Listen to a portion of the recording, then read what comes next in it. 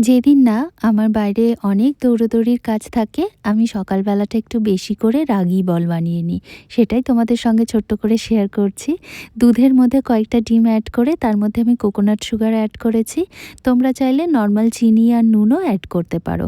এবার এর মধ্যে একটু ইস্ট পাউডার দিয়ে রাগির আটা দিয়ে ভালো করে মেখে নিয়ে বল শেপ করে নিয়েছি। তার মধ্যে ডিমের কুসুম ব্রাশ করেছি আর কিছু সিডস অ্যাড করে এয়ার ফ্রায়ারে ৩০ মিনিটের জন্য ১৮০ ডিগ্রি টেম্পারেচারে বেক করে নিয়েছি। ব্যাস আমার রাগি বল রেডি। এটাকে না আমি এনার্জি বলও বলে থাকি। কারণ আমি যখন বাইরে বের হই, বাইরের খাবারটা অ্যাভয়েড করার চেষ্টা করি আর টিফিন বক্সে এই বলগুলো রাখি। ফলে যখনই খিদে পায় টুকটুক করে একটা দুটো বের করি আর খেতে থাকি। এটা ভীষণ টেস্টি আর ভীষণ হেলদি।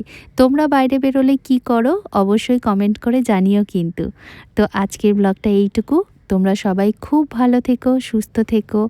টাটা।